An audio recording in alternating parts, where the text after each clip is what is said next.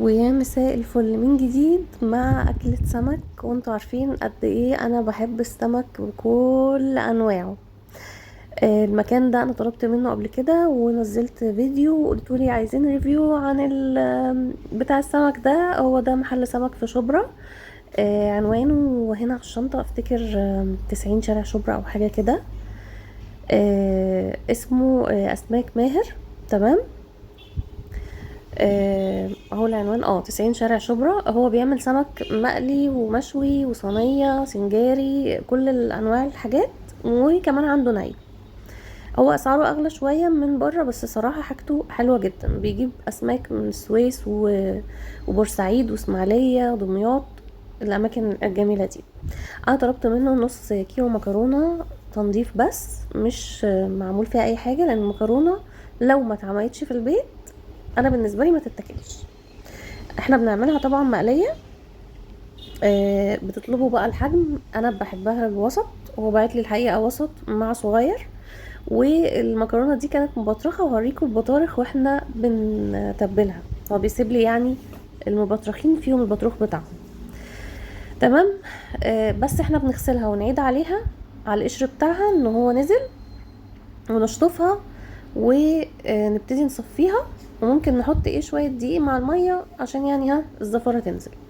طبعا هو كان باعت لي مع الاوردر الطحينه والبتنجان والفلفل دول. انا يعتبر عميل مميز لان انا بطلب سمك كتير ما شاء الله، لاني بحبه جدا. وكنت طالبه كمان في نفس اليوم ده سمك بلطي مشوي مفتوح ومحشي خضار. بيحشي بصل وطماطم وفلفل وحاجات زي كده. صراحة بيكون حلو قوي. طبعا انا بختار السمك بالوحدة، يعني ما بقولش مثلا وسط صغير كبير. بالنسبة للبلطي والبوري بنطلب مثلا الكيلو 3 سمكات على طول كده. ده بيكون انسب حجم بالنسبة ليا، ولا كبير ولا صغير، بيبقى حجمه كده زي ما انتوا شايفين. لكن ان السمكة تكون نص كيلو ده بالنسبة لي صعب جدا، بحس ان انا باكل قطن مش باكل لحم السمك. تمام. فده كده كيلو 3 سمكات. الاوردر ده كله كان عامل 250 جنيه بالدليفري. دليفري 10 جنيه يعني. بس فالسمك هو بيكون رشش عليه ملح وكده. انا بقى ما باجي اكل برش ملح وشطة وكمون وبعصر ليمون، وممكن ازود شوية مية سخنين عشان بس القشرة تطلع على طول. تعالوا بقى نتبل المكرونة. المكرونه عادي جدا هنجيب توم. انا مطلعه برطمان التوم الحلو اللي ورا ده. ده توم كنا مخزنينه في البيت في الموسم بتاعه اللي هو كان تقريبا من شهرين. هاخد منه كده شويه. والحقيقه ان انا خدت شويه بزياده شويه. فالزياده شويه دي ما بتاثرش معانا، ما بتخسرش، لان احنا بنضيفها مع الرز اللي احنا هنعمله برضو في نفس هذه الحركه. هنعمل شويه رز صياديه تحفه تحفه تحفه. انا اهو هحط بقى التوم المفروم ده اللي انا سبته يفك شويه بس ما يفكش قوي طبعا، يعني ما ينفعش يفك ونرجع نرجعه الفريزر. دول الحبه اللي فكوا على الوش انا باخدهم اهو، وهرجع بقيه البرطمان في الفريزر. اوكي. التوم ده هنتبله ببهارات السمك. والله عندكم بهارات السمك بتاعت باب الشام، فانتوا كده مش محتاجين اي حاجه تضيفوها تاني على التوم غيرها، اللي هي بهارات المأكولات البحريه. ما عندكوش هتعملوا بقى زي حالاتي كده، هتحطوا ملح وكمون كزبره ناشفه بابريكا مدخنه مش كتير، ممكن تضيفوا شويه شطه صغيرين و بس كده. يبقى ملح وتوم وملح وكمون وكزبره ناشفه وبابريكا، شويه شطه لو عايزين. وطبعا بنعصر الليمون اللي احنا عايزينه. في الحقيقه ان السمك ده انا كنت كمان هبيته في التلاجة. في هذه الحاله ما بنزودش الملح وما بنكترش الليمون، لانه كده هيحدق بزياده، والليمون كمان هيخليه مهري يتهري.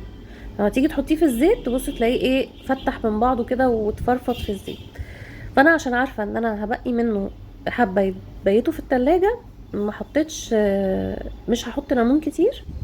افتكر ان انا حطيت ليمونيه صغننه، والملح برضو ما حطيتش كتير عشان ما يبقاش منقوع في ملح يطلع مالح جدا.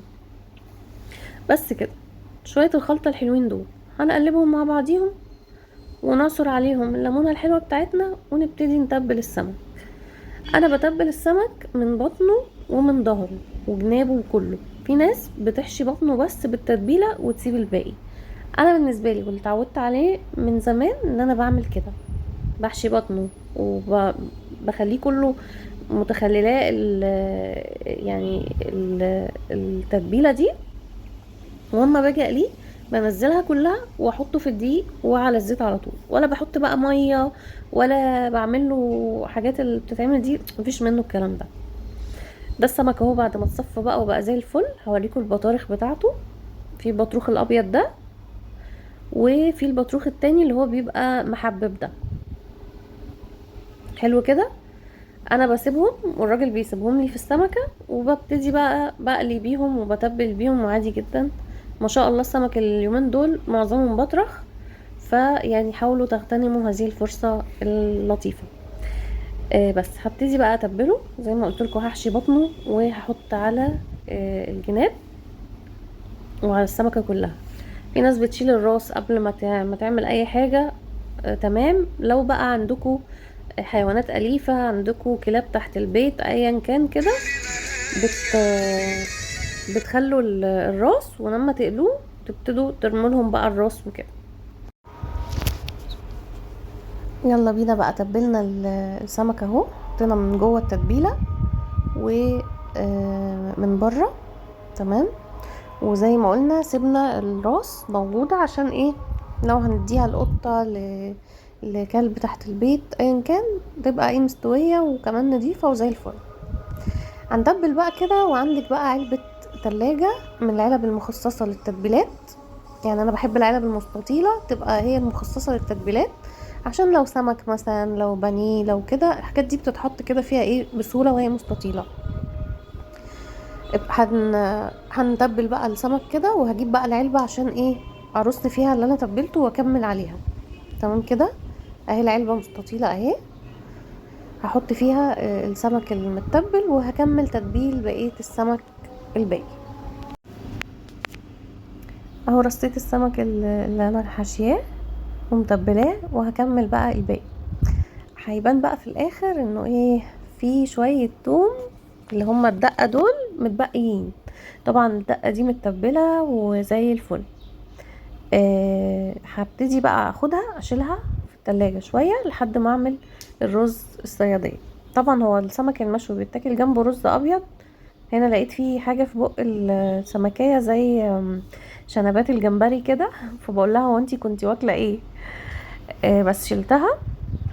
وهغطي بقى العلبة واحطها في التلاجة متغطية، عشان طبعا ما تعملش ريحة في التلاجة. السمك المشوي بيتاكل جنبه رز ابيض، والسمك المقلي بيتاكل جنبه رز صيادية احمر. فانا كان وحشني رز الصيادية، فهعمل رز صيادية. هنا بقول لكم ان انا هخلي شوية التوم دول عشان احطهم مع البصلة بتاعة الرز بعد ما تحمر.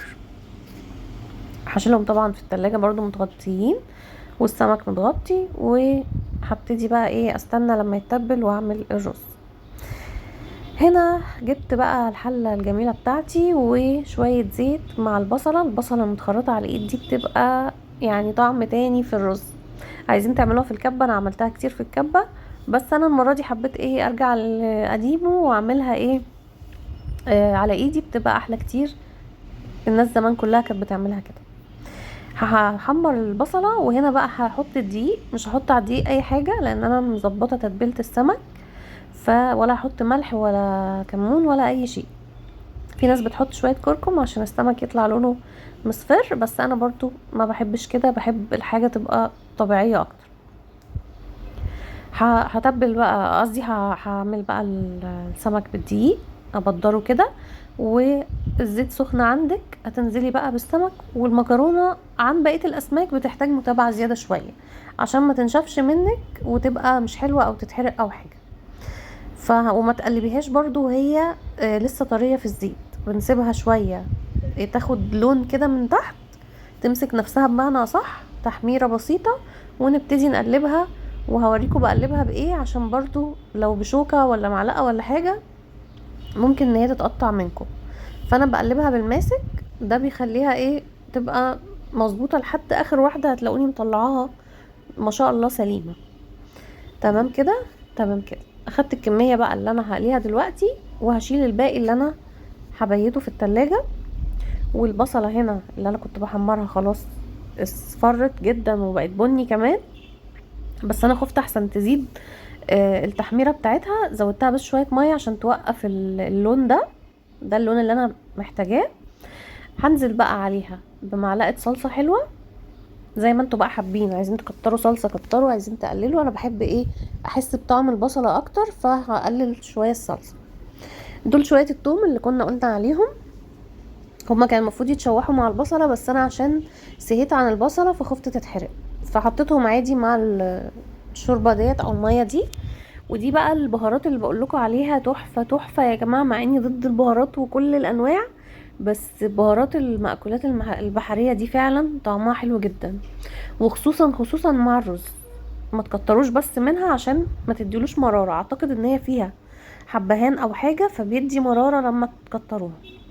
اول مرة عملت بيها كنت متحمسة جدا بيها، حطيت كتير فطبعا الرز مرر مني. دول كانوا حبة عندي، فطبعا الحبة مش كتير المتبقيين، فانا هزود بقى كمون وكزبرة والملح وكده. حطيت اهو الصلصة، وهسيب بقى البصلة كده ثواني بس تغلي مع المية وانا غاسلة الرز.